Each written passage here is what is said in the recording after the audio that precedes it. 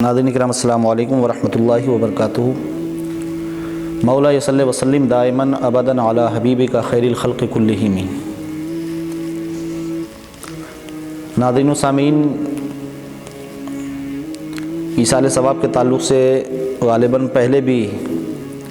मैं कुछ बता चुका हूँ, लेकिन ये सवाल आज का है और मैंने ये पहले बताया भी था कि रमज़ान में जो कुरान शरीफ कुरान मजीद की तिलावत होती है, सवाल ये है कि हम कुरान मजीद जो रमज़ानुल मुबारक में पढ़ते हैं,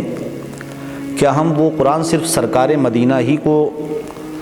तोहफ़ा दे सकते हैं या किसी और के लिए भी उसका ईसाल सवाब कर सकते हैं, और ईसाल सवाब का तरीक़ा क्या होगा। नाज़रीन किराम, अल्लाह तबारक व तआला के मुक़द्दस कलाम की तिलावत जब हम करते हैं और ईसाल सवाब जब हम करते हैं अहले अक़ीदत, तो सबसे पहले हम हर चीज़ का ईसाल सवाब प्यारे मुस्तफ़ा की बारगाही में पहुँचाते हैं, और सरकार के तवस्सुल और तसद्दुक़ ही में जुमला अंबिया व मुरसलीन अलैहिमुस्सलातु व तस्लीम और दिगर औलिया अंबिया अतक़िया असफ़िया उताद अक़ताब अफ़राद फ़र्दुल अफ़राद तमाम की बारगाह में पहुँचाते हैं। उसी तरीक़े से तमाम मोमिनीन मोमिनात की बारगाह में हम उसका ईसाल सवाब करते हैं। तो इसलिए कुरान मजीद जो रमज़ानुल मुबारक में पढ़ा जाए या कभी पढ़ा जाए, गैर रमज़ान में पढ़ा जाए, सबका सवाब सबके लिए जायज़ है और सबको हम ईसाल सवाब करते हैं और करना चाहिए। मैं अगर करूं तो सिर्फ मैं अपने घर वालों के लिए नहीं, बल्कि खुसूसियत के साथ अपने घर वालों के लिए, और उसके बाद सारे दुनिया से जितने मोमिन मोमिनात ईमान के साथ गए हैं, हमें चाहिए कि हम आखिर में ये कहें, मौला तमाम मोमिनीन मोमिनात जो बाहालत ईमान रुखसत हो चुके, इलाही तमाम की रूहों को इसका सवाब फाइज फरमा। अल्लाह के प्यारे हबीब का फरमान है कि अगर कोई बंदा ईसाल सवाब करता है तो जितनों को करता है सबको बराबर दिया जाता है, किसी के सवाब में से कुछ कटता नहीं है। जिस तरह सदक़े के लिए सरकार ने फरमाया कि सदका एक हाथ से अगर 70 हाथ बदलता है तो हर हाथ को बराबर सवाब मिलता है। मिसाल के तौर पर मैंने लिया और मैंने कुछ पैसे सदक़े में दिए किसी को कि सदका आप कर देना, फिर उसने किसी और को दिए, फिर उसने किसी और को दिए, तो जितने लोगों के हाथों से ये सदक़े का पैसा जाएगा, जितना पैसा है जितने का सवाब मुझे मिलेगा। मैंने फ़रहान को दिया, फ़रहान को मिलेगा, फ़रहान ने मुदस्सिर को दिया, मुदस्सिर को, ज़ुबैर को, रुम्मान को, अरशद, उबैद, समीर, इकबाल, जितने लोग हैं इन सब के हाथों में जितना जाएगा सबको अल्लाह तबारक व तआला बराबर सवाब अता फरमाएगा। नाज़रीन किराम, इसलिए ईसाल सवाब हमें करना चाहिए, हम करते हैं, और रमज़ानुल मुबारक का हो या गैर रमज़ान सब के लिए जायज़ है और सब के लिए करना चाहिए। ईसाल सवाब का तरीक़ा, जिसको हम अपनी ज़ुबान में फ़ातिहा कहते हैं, फ़ातिहा वही ईसाल सवाब है। देखिए, फ़ातिहा का अगर आप कुरान मजीद पढ़ना जानते हैं और आपको बहुत सारी सूरह मुबारक का याद हैं सूरतें, तो आप जिस अंदाज से पढ़ा जाता है, जिसको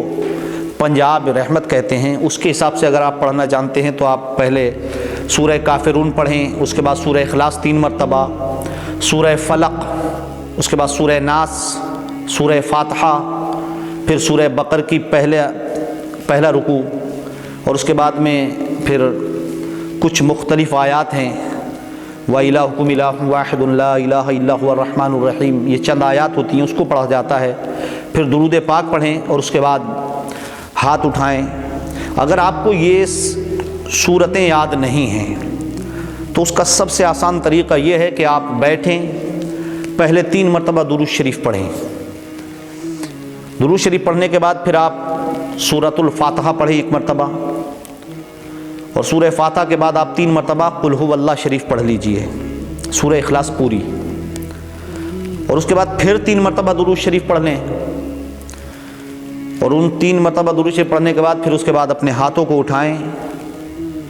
अगर तबर्रुक मैसर है तबर्रुक रखें, नहीं है तो कोई ज़रूरी नहीं, वाजिब नहीं है तबर्रुक रखना, लेकिन अच्छा है अगर है तो आप अल्लाह के शुक्राने के, नेमतों के शुक्राने के तौर पर रख सकते हैं, रखें। उसके बाद हाथ उठा करके आप इस अंदाज से दुआ करें, मतलब ये नहीं कि जो अल्फाज मेरे हों वही आपके हों, आप उसका सिर्फ मफ़हूम समझें और अपने अंदाज में कहें कि परवरदिगार आलम, जो भी मैंने कलाम मजीद में से ये तेरे मुबारक कलाम की तिलावत की है, मौला जो दुरूद पाक प्यारे मुस्तफ़ा की बारगाह में पढ़ा, इसके पढ़ने में अगर मुझसे कोई गलती कसदन सहवन یا سبقت لسانی کی بنا پر یا ادائیگی میں عجمی ہونے کی بنا پر ہوئی ہو، مولا اس غلطی کو معاف فرما کر اس تمام کو اپنی بارگاہ میں قبول فرما، اور اس کا ثواب سب سے پہلے پیارے مصطفیٰ صلی اللہ تعالیٰ علیہ وسلم کی بارگاہ عالیہ میں حاضر نظر کرتے ہیں، قبول فرما۔ پھر اس کے بعد سرکار کے توسل تصدق سے جتنے انبیاء، جتنے رسولان اعظام تشریف لائے ہیں مولا، ان سب کی بارگاہ میں نظر ہے، قبول فرما لے۔ پھر انبیاء و رسول کے بعد میں جملہ صحابہ، صحابیات، تابعین، تابعات، تبع تابعین، تبع تابعات، ازواج مطہرات، اولاد اطہار، اہل بیت اطہار، ان سب کی بارگاہ میں نظر کرتے ہیں، قبول فرما لے۔ پھر اس کے بعد میں سلاسل اربع، سلسلہ قادریہ، چشتیہ، سہروردیہ، نقشبندیہ، اور اس کے علاوہ جتنے بھی سلاسل ہیں، صابریہ ہے، نظامیہ ہے، رحمانیہ ہے، برکاتیہ ہے، سغرویہ ہے، محمدیہ ہے، یا جتنے بھی سلاسل ہیں، تو اس کے لیے آپ کو سارے سلسلے تو غالباً یاد نہ ہوں، تو یہ کہہ دیں مولا جتنے سلاسل حقہ ہیں، سلاسل حقہ، ان تمام سلاسل کے تمام اولیاء کرام، بزرگان دین کی بارگاہ میں نظر ہے، قبول فرما۔ حضور غوث اعظم رضی اللہ تعالیٰ عنہ کی بارگاہ میں قبول فرما۔ پھر اس کے بعد آپ جس کے لیے وہ فاتحہ کر رہے ہیں اس کے لیے کہیں مولا خاص بالخاص اس تمامی تلاوت کا ثواب جو ما حضر ہے، اس تمامی کا ثواب فلاں صاحب کی روح کے لیے نظر ہے، مولا ان کی روح کو اس کا ثواب فائز فرما۔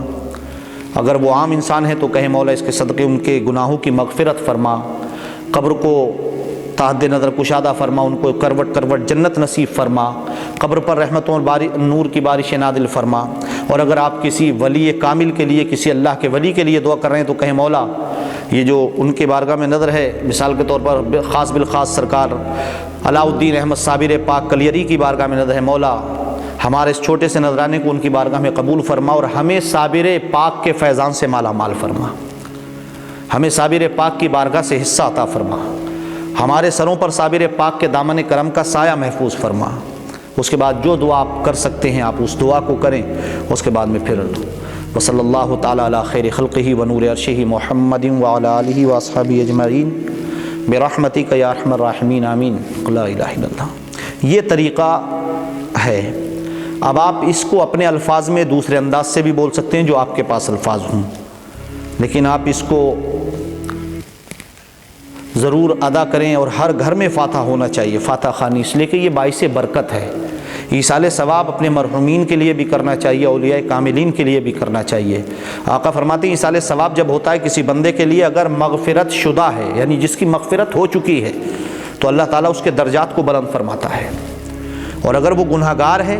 تو پھر ایصال ثواب کے ذریعے اللہ تعالیٰ اس کے گناہوں کی مغفرت فرماتا ہے۔ ایک روایت ہے، حدیث پاک ہے، مصطفیٰ جان رحمت صلی اللہ تعالیٰ علیہ وسلم فرماتے ہیں کہ بندہ جب کسی قبرستان کے کنارے سورہ اخلاص کی تلاوت کر دیتا ہے تو 40 دن تک اللہ تبارک و تعالیٰ اس قبرستان سے عذاب ہٹا دیتا ہے۔ تو ہمیں چاہیے کہ ہم اپنے مرحومین کے لیے سورہ اخلاص پڑھیں، جو قرآن مجید ہمیں یاد ہے ہم اس کی تلاوت کریں اور ایصال ثواب گاہے بگاہے کرتے رہیں، ورنہ ہر جمعرات کو ہمیں چاہیے کہ ہم ایصال ثواب ضرور کیا کریں۔ اس طریقے پر ہم اپنے مرحومین کو یاد بھی کر لیتے ہیں اور اللہ کا ذکر بھی کر لیتے ہیں، مصطفیٰ کی بارگاہ میں درود کے نذرانے بھی پیش ہو جاتے ہیں۔ اللہ تعالی ہمیں آپ کو سب کو عمل کی توفیق عطا فرمائے۔